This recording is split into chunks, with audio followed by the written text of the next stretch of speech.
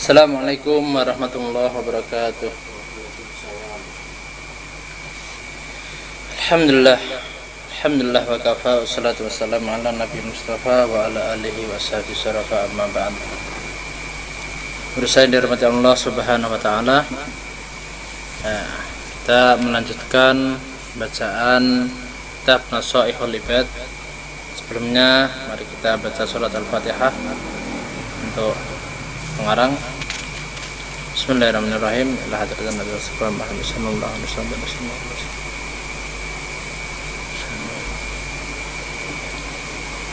Al-Fatihah. Billahi minasyaitonir rajim.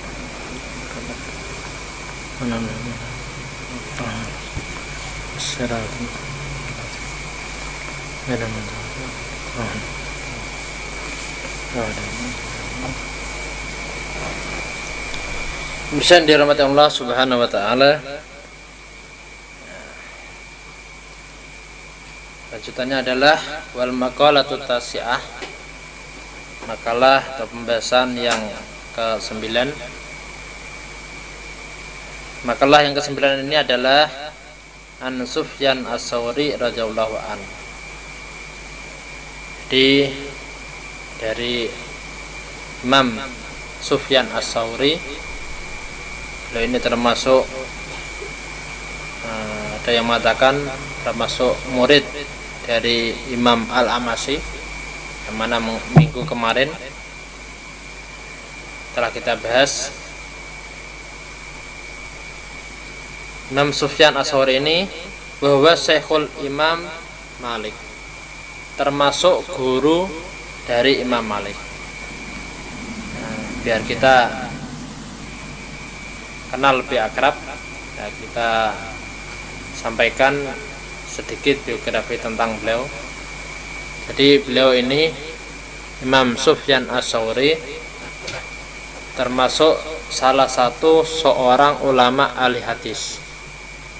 Di dalam ilmuwan hadisnya ini luar biasa, sampai-sampai dia dijuluki Al-Hafidh, orang yang banyak hafal hadis.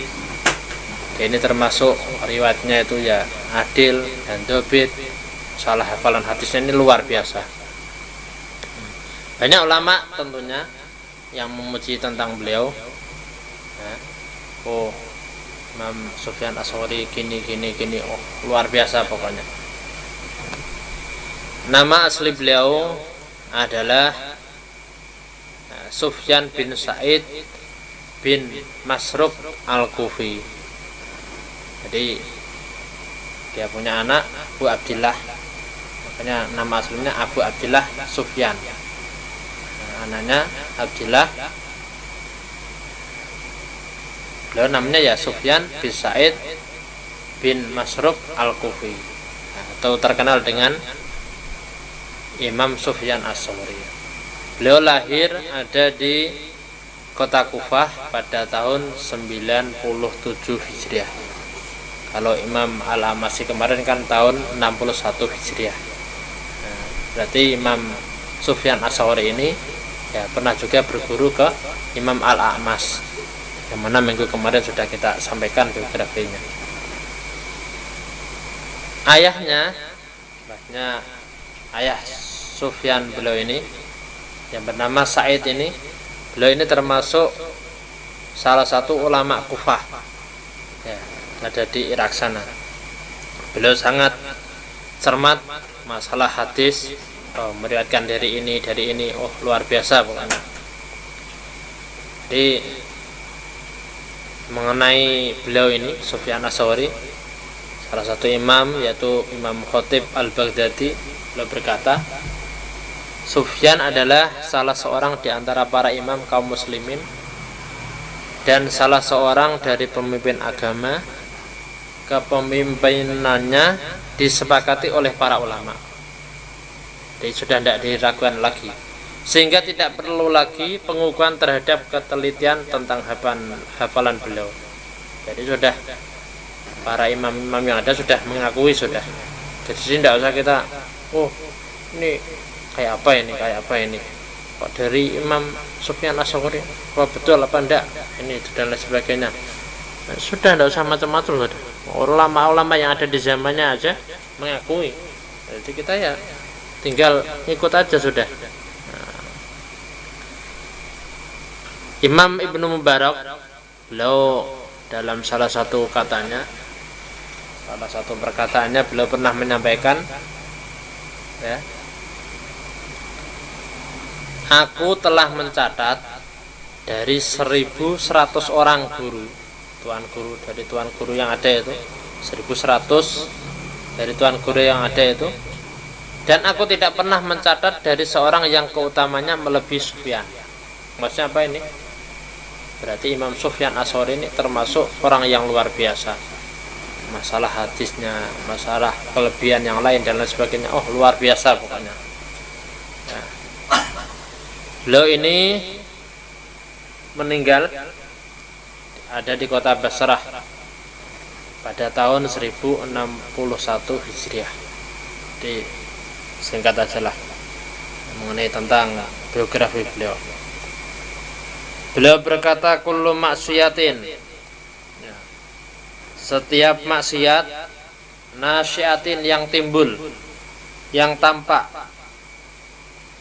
an syahwatin dari dorongan syahwat, ai istiyakun nafsi ila syai', ya, dorongan jiwa ke sesuatu. Maksudnya apa?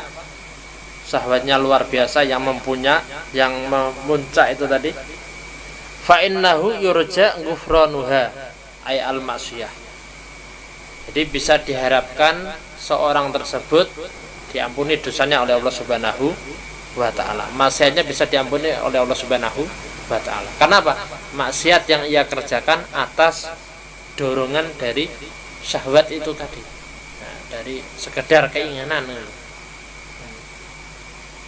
Selanjutnya adalah wa kullu maksiyah, dan setiap maksiat nasya'at yang timbul an kibrin aida wal fadl, dari kibir, dari rasa sombong, rasa angkuh dan lain sebagainya, fa innahu la yurja ghufranuha,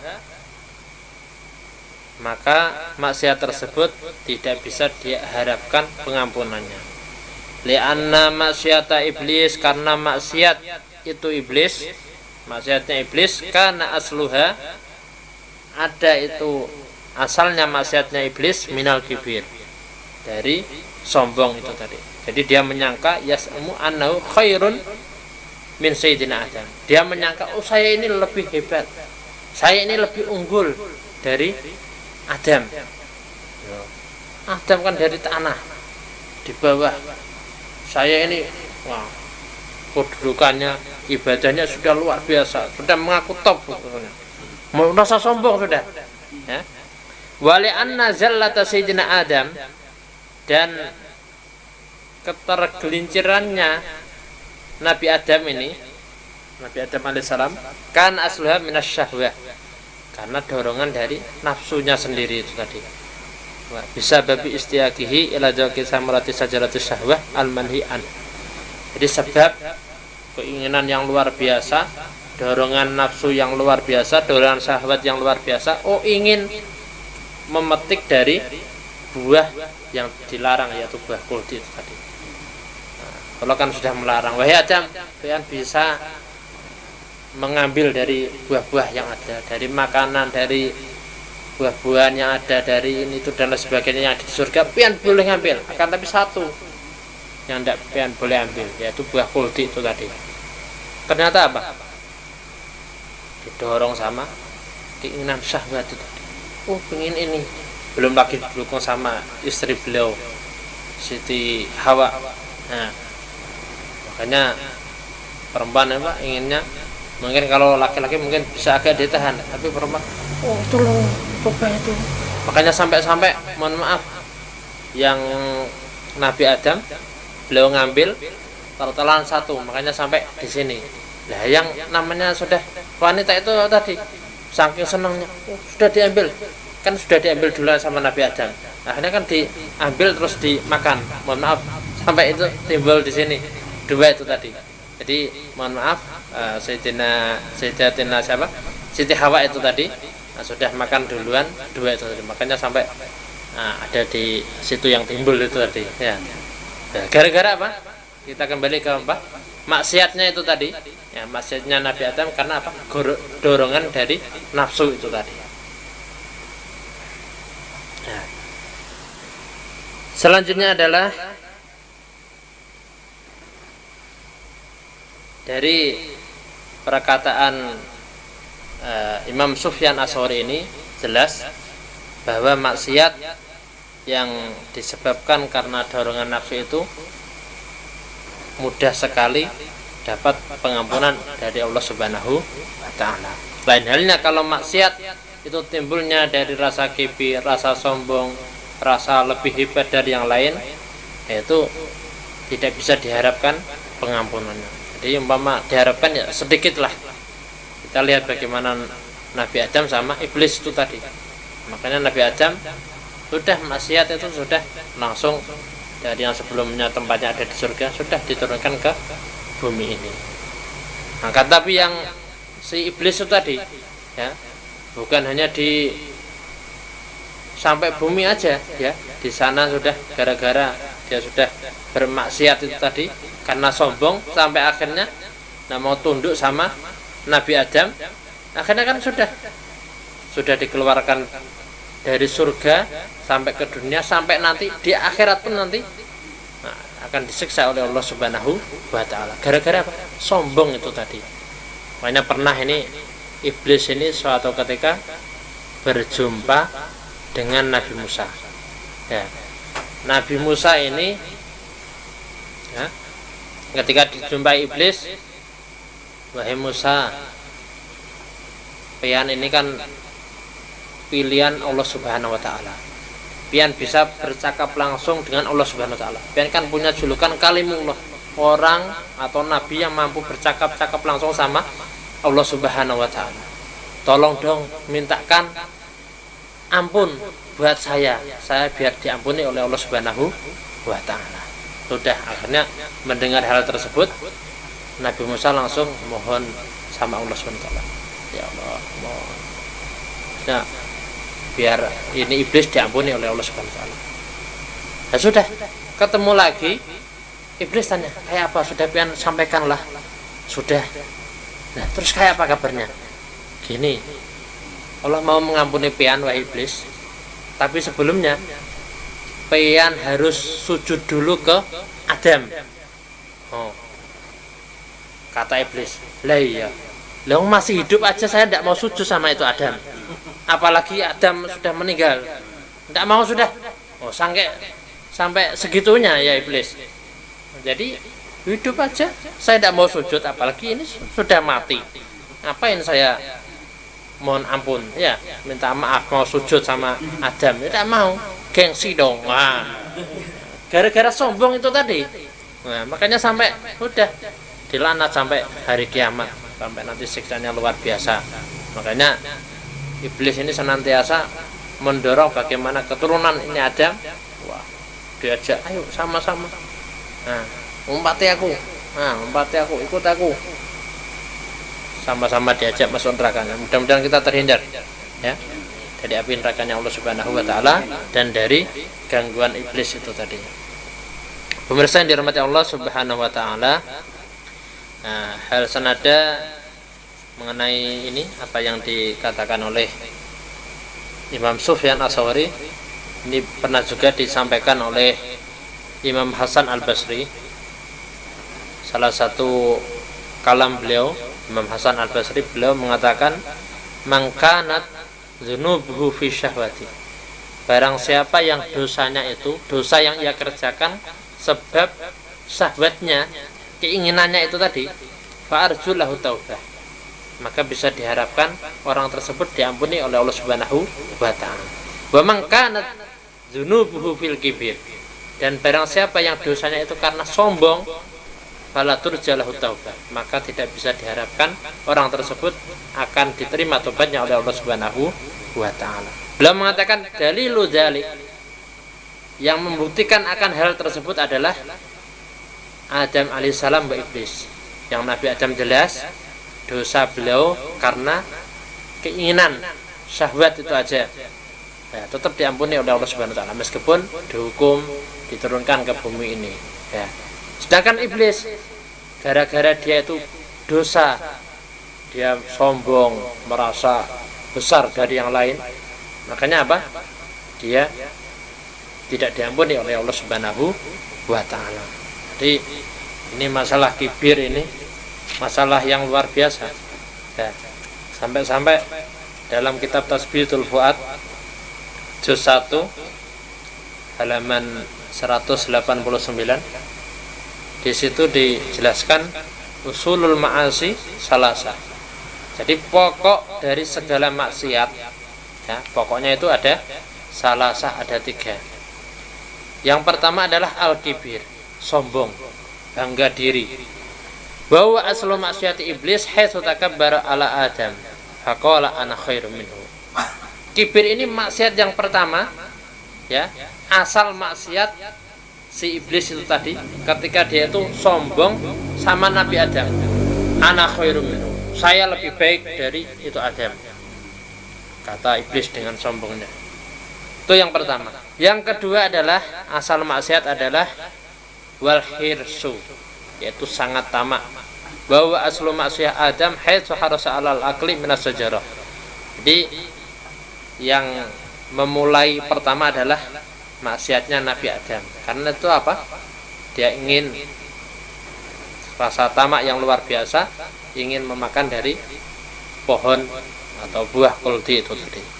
Yang ketiga asal maksiat adalah al-hasad, dengki, iri. Ya. Lihat yang lain, oh memperoleh nikmat yang luar biasa. Lihat yang lain, oh rumahnya mewah, megah. Lihat yang lain, oh bininya kok banyak.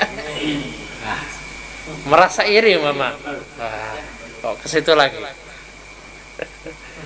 Wal hasad wa aslu maksiyah qabil haitsu hasada akhahu faqatalhu. Ya, gara-gara itu hasad, itu rasa iri, rasa dengki dan lain sebagainya, sampai-sampai itu Qabil dia bermaksiat sama Allah Subhanahu wa taala. Saking hasadnya ke saudaranya yaitu ke Habil, sampai-sampai dia tega membunuh itu Habil. Nah, jadi dia iri, lah iya, saudara saya yang cantik jelita dinikahi sama Habil, saya dapat yang ini, adiknya Habil yang perawakannya pas-pasan aja mama. Kan saking irinya itu tadi. Nah, jadi jangan sampai ya Bang On ya, jangan sampai nanti iri, itu kok dapat bini cantik gitu. Biasanya itu loh, biasanya kalau orangnya itu bungas, laki-lakinya bungas, itu yang perempuan itu pas-pasan. Nah, sebaliknya kalau wanitanya ini bungas, cantik luar biasa, ini yang laki-laki pas-pasan. Nah, biasanya gitu. Allah kan maha adil ya. Nah, nanti kalau yang laki-lakiannya bungas ditemukan sama yang bungas, nanti gimana nanti yang satunya? Nah, kok ya mau tidak mau saya harus menerima ini ya, gitu. Repot nanti ya. Ya jelas Allah maha adil sudah.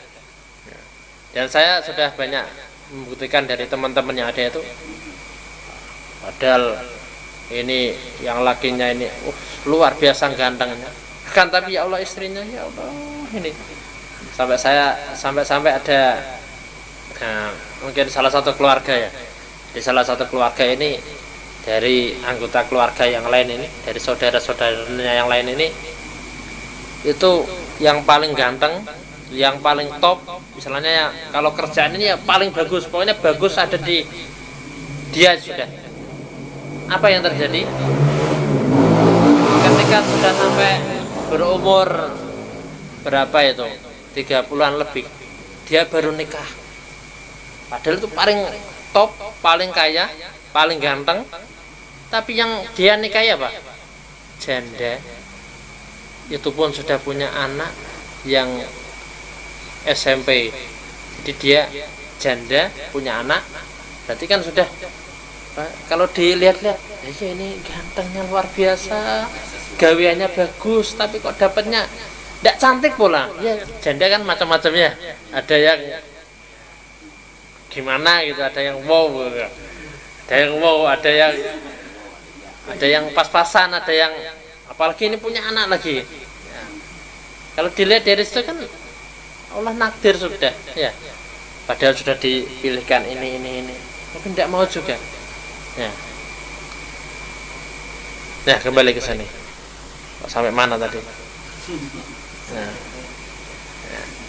jadi yang jelas asal maksiat yang pertama adalah kibir yang dimulai oleh maksiatnya iblis itu tadi, ketika dia berbangga, ketika dia menyombongkan diri sama Nabi Adam, ana khairum minhu, kata iblis.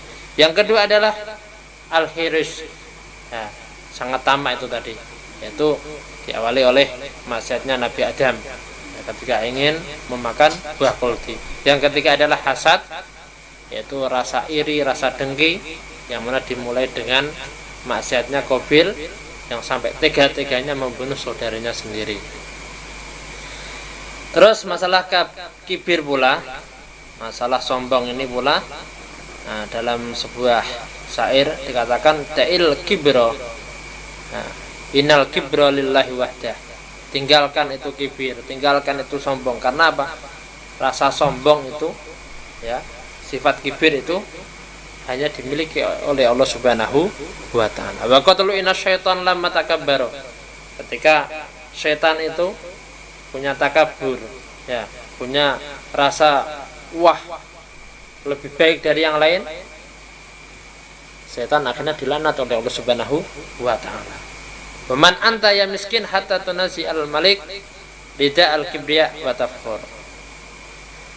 Baik engkau yang miskin, hamba yang miskin, yang tidak punya apa-apa sudah, tapi kok mau macam-macam, misalnya mau mencabut rida keagungan, rida kebanggaan yang dimiliki oleh Allah SWT, jadi tidak pas ya. Kita lihat bagaimana asal ciptaan kita ya, asal ciptaan kita, terus nanti kita akan jadi apa ya, bagaimana saat awal kita diciptakan, mulai dari, mohon maaf, dari mani yang sangat kotor, yang sangat jijik. Nah, sampai nanti umpama kita meninggal ya, ada yang sampai menjadi bangkai yang jijik pula ya, digigit, banyak belatung, banyak ulat dan lain sebagainya. Wa anta fi kulli hinin tahmilul adar, dan setiap saatnya kita yang masih hidup ini kemana kemari, kesana kemari, bawa apa? Bawa kotoran, bawa tinja. Kita mau sombong kayak apa ya? Kalau kita memang langsung dimatikan oleh Allah Subhanahu wa ta'ala, mau sampai seberapa kita sombong ya, jadi harus kita hindari itu sombong. Terus ada juga sebagian beliau mengatakan la yanbaghi lisyahsi ayadunna anna afdal min ghairi walau kafiran. Jadi tidak sepantasnya, tidak selayaknya seorang tersebut menyangka saya ini lebih baik dari yang lain, meskipun kita nyangkanya itu kepada orang kafir, orang non sebelah. Mohon maaf, ada si A muslim, dia saya ini lebih baik dari saudara kita yang lain. Dan kita tidak tahu ya. Li'anal ibrah bil khawatir, karena yang menjadi landasan ini yang akhir hayat kita ya. Siapa tahu orang tersebut yang kita sombong itu tadi ya, yang kita merasa wah dari saudara non sebelah itu tadi, kita dicabut, maaf mati dalam keadaan sul khotimah, situ Allah takdirkan masuk Islam, habis itu dicabut dalam keadaan husnul khotimah. Nah, kita tidak tahu. Makanya jangan sampai kita sombong kepada orang lain, meskipun orang lain tersebut adalah orang kafir, orang non sebelah. Jangan. Sampai dalam Syarah Ratib ada juga dijelaskan halaman 41. Ini Syarah Ratib itu banyak. Nah, di halaman 41 juz 1 halaman 41. Ini berarti Syarah Ratib yang tidak biasa kita baca ini, yang Syarah Ratib yang lain ini. Biasanya yang kita baca Syarah Ratib itu tidak ada juznya, yang ini ada juznya. Jadi Syarah Ratib di juz 1 halaman 41 di situ dijelaskan yang bagi Allah tangdura ila ahad, illa tara annahu khairum minka. Jadi sayogjanya seorang tersebut jangan sampai melihat orang lain itu ya menganggap oh saya ini loh lebih baik dari dirimu, jangan. Nah, wa annal fadla lahu ala nafsik. Oh saya ini lebih utama dari diri pian, menganggap top sendiri, jangan. Oh saya pakaiannya kayak gini lebih bagus dari pian, pakaiannya yang acak-acak mama, jangan. Apalagi pian hadir majelis mama, oh saya pakaiannya busana muslim rapi, situ pakaiannya kaos oblong umpama, mohon maaf, terus menganggap lebih, jangan ya. Kita tidak tahu ya akhirnya kayak apa, kita tidak tahu. Jangan sampai kita ada rasa sombong kayak gitu. Sampai di sini dikatakan fa in ra'aita saghiran, jika engkau melihat seorang anak kecil, kulta, katakan pada dirimu, hadza lam ya'sillah wa ana asaitu. Ini anak kecil yang mana dia tidak pernah bermaksiat sama Allah Subhanahu wa taala. Andaikan mama dia maksiatnya ya baru sedikit, ya kan? Nah, akan tapi anak saya itu saya banyak maksiat, fala syakka anna khairum. Jadi jangan sampai oh saya ini lebih besar, lebih agung, lebih mulia dari anak kecil. Jangan. Lihat diri pian mama ya, sebagai orang dewasa jangan sampai menganggap oh ini anak kecil, nah ini tidak beramal, amalnya kurang dan lain sebagainya, terus lebih hebat dari anak kecil. Jangan. Anak kecil kita harus melihatnya apa? Oh ini anak kecil, dia maksiatnya belum terlalu banyak, dia umpama maksiat mungkin masih ditanggung sama orang tuanya. Melihatnya harus gitu ya. Saya yang orang sudah dewasa ini maksiatnya banyak, melihatnya harus gitu. Wa in ra'aita kabiran, jika kita melihat orang dewasa, kulta, katakan pada diri pian, hadza qad abadallah qabli. Ini orang dewasa, oh sudah lebih lama dia beribadah sama Allah Subhanahu wa taala daripada saya. Saya mungkin baru orang kemarin, ya, orang bau kencur. Nah, situ sudah berlalang buana kemanapun mama, sudah menimba ilmu, sudah ngamalkan ini itu dan lain sebagainya, sudah banyak amalnya. Kita melihatnya harus gitu ya. Jadi jangan sampai oh saya lebih hebat dari orang tersebut gara-gara oh saya ini orang mulia umpama, terus saya ini orang top, saya ini nasabnya baik umpama. Jangan. Kita melihatnya apa? Oh itu orang tua amalnya sudah banyak, sedangkan saya amalnya masih sedikit ya, gitu. Biar tidak ada rasa takabur dalam diri kita. Pemirsa yang dirahmati Allah Subhanahu wa taala. Jadi ada sebuah ungkapan pula yang mana diungkapkan oleh Al-Imam Mujahid rahimahullahu taala. Ya, mana kipirin tadi. Qala beliau mengatakan la yata'allamul ilma mustahyin wala mustakbir.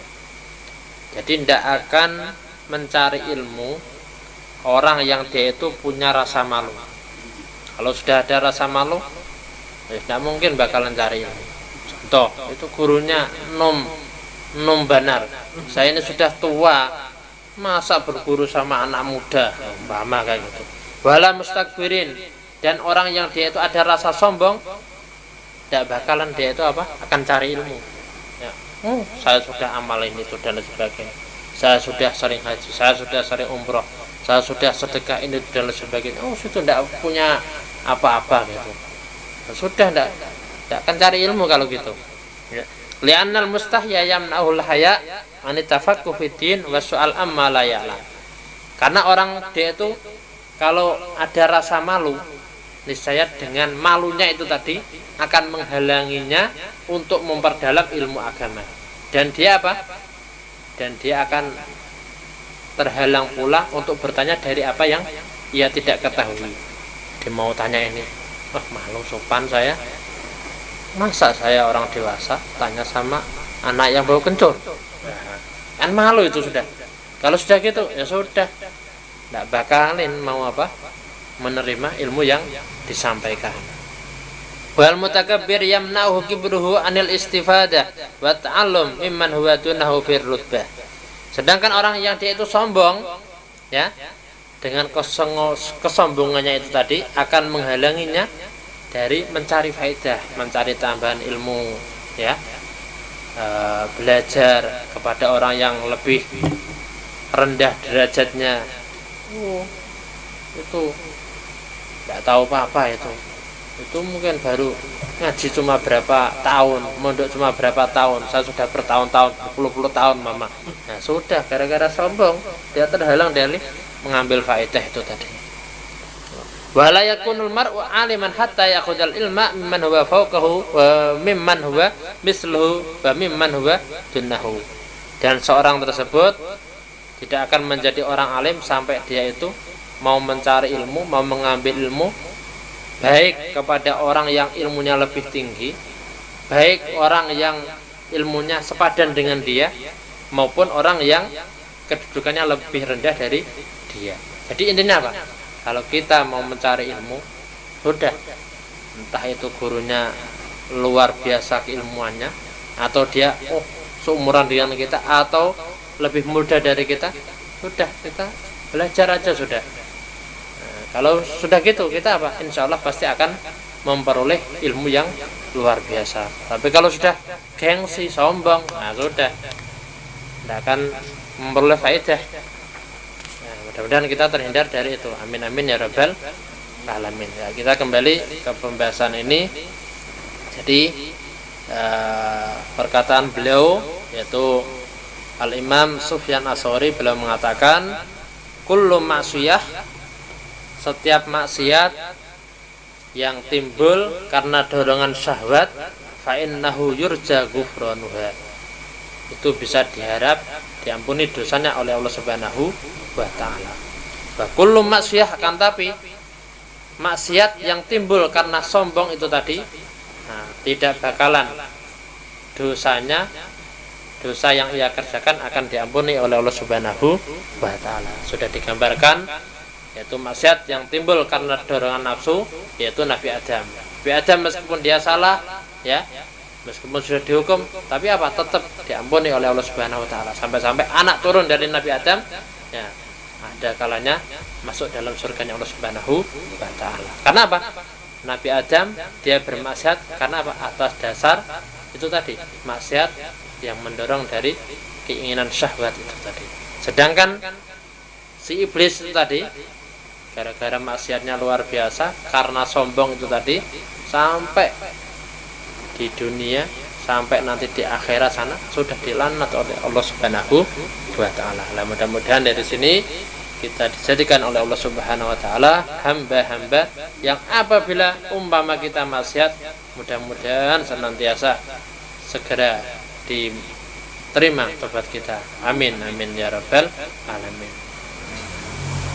Bismillahirrahmanirrahim. Alhamdulillahirabbil alamin. Allahumma shalli wa sallim ala sayyidina Muhammad wa ala ali sayyidina Muhammad.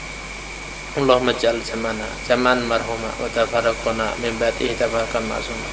Ya Allah, jadikan diri kami ya Allah hamba yang senantiasa andaikan maksiat, segera Engkau beri hidayah pada kami, dan Engkau segera mengampuni dosa-dosa kami ya Allah. Langkahkan kaki kami ya Allah, agar Engkau mempermudah tobat kami ya Allah. Terimalah tobat kami ya Allah, terimalah tobat kami ya Allah. Jadikan kami ya Allah hamba-hamba yang senantiasa tunduk padamu ya Allah. Jangan Engkau jadikan kami ya Allah hamba yang sombong padamu ya Allah, sampai kami enggan untuk minta ampun padamu ya Allah. Jadikan kami ya Allah hamba-hamba yang senantiasa cinta dengan kebaikan ya Allah, hamba-hamba yang senantiasa cinta dengan kebaikan, dengan majelis khair, dengan sesuatu yang Engkau ridhai ya Allah. Jangan jadikan kami ya Allah hamba-hamba yang senantiasa bisa menjauhkan kami ya Allah dari Engkau ya Allah, dan hamba-hamba ya Allah, hamba yang tidak Engkau ridhai ya Allah. Jadikan kami ya Allah hamba-hamba yang senantiasa Engkau ridha pada kami ya Allah, kami ridha pada Engkau ya Allah. Amin amin ya rabbal alamin. Rabbana atina fid dunya hasanah wa fil akhirati hasanah wa qina adzabannar. Alhamdulillahi rabbil alamin. Al-Fatihah.